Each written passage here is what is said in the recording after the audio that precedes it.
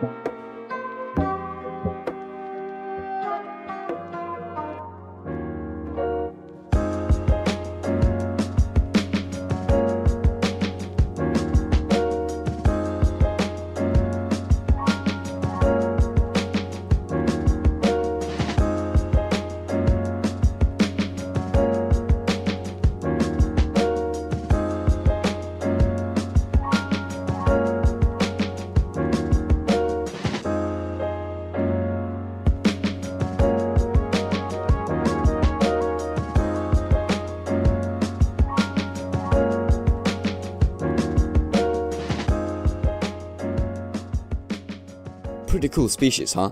Did you see this Pachacondula torsata worker? Insane size. If you follow me on my Instagram at ants_Scandinavia, you will already have seen some of the pictures I took of this beauty. I mean, just look how cute she is up close. I have noticed that I really like ant species with large eyes, and this one is for sure one of my new favorites.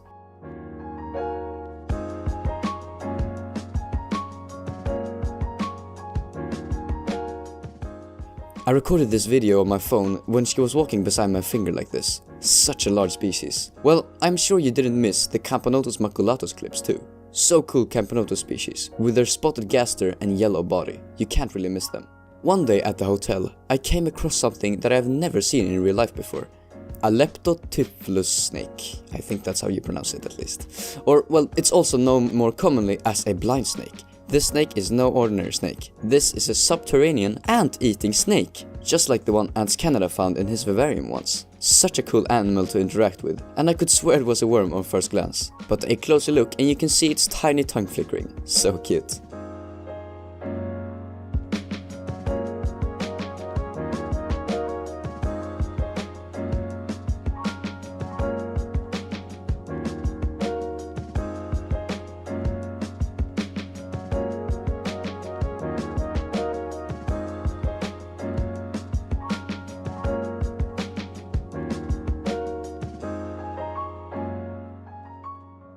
and just like that it slithered under the grass and it was gone.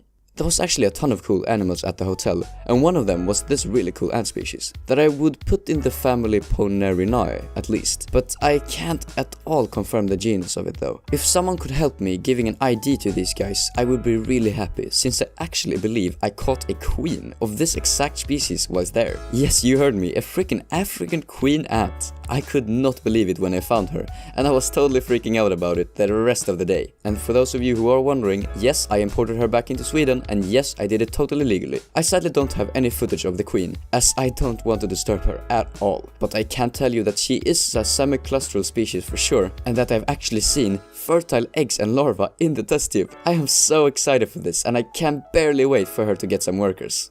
As I mentioned previously, I was with a private bird guide in the Abuko forest. And whilst there, we saw these huge millipedes. I mean, I've seen plenty of these in expos as pets, but to actually see them in the wild was something completely different for sure. We didn't only see one either, there were plenty in just one spot. So cool. Just look at these macro shots I took. The coordination of all these legs are just so mesmerizing. I couldn't stop looking at them.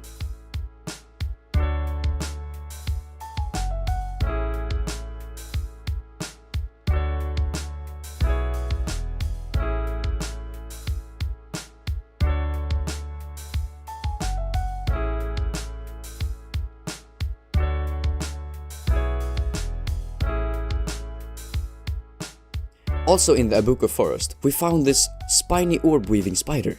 And when I found this, I freaked out. I was not expecting to see one of those in this trip, but I am so glad I did. Its color and patterns was stunning.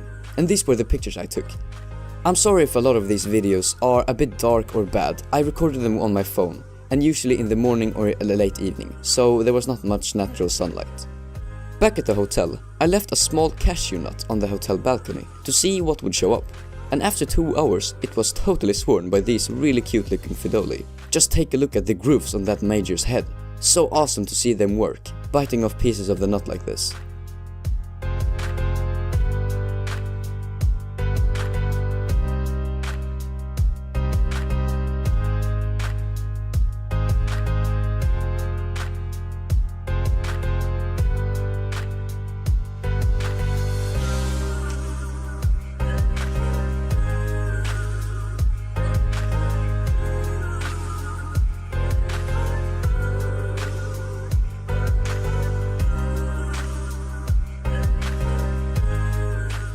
Also at the hotel, I found these weaver ants, which I actually can't give a precise ID on, since there are only one documented weaver ant species in Gambia and Senegal.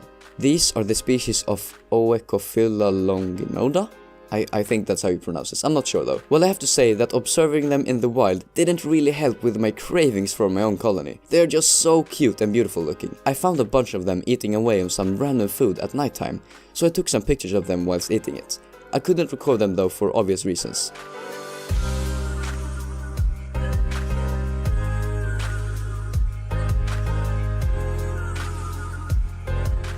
On the topic about pictures, whilst photographing the Odontomachus workers, I took this shot, and I just find it really interesting to see what I assume are little trigger hairs in front of the mandibles. Awesome.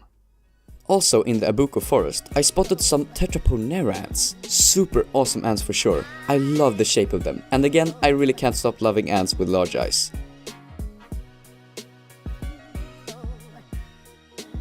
Such a cute ant. Gambia has so much more to offer than what I experienced. The country stretches far up the Gambia River, and the further in you get, the more jungle you will have. I will for sure return in the future to travel more inland and to experience the Gambia jungle. Well, of course I will keep on posting pictures on my Instagram, ants_Scandinavia, of these awesome ant species I took whilst there, so be sure to follow me. Well, I hope you enjoyed this little summer video of my Gambia trip. It was a trip I would recommend to anyone, and one that I will never forget. See you around, Scavs, and I hope to see you in the next one. Bye!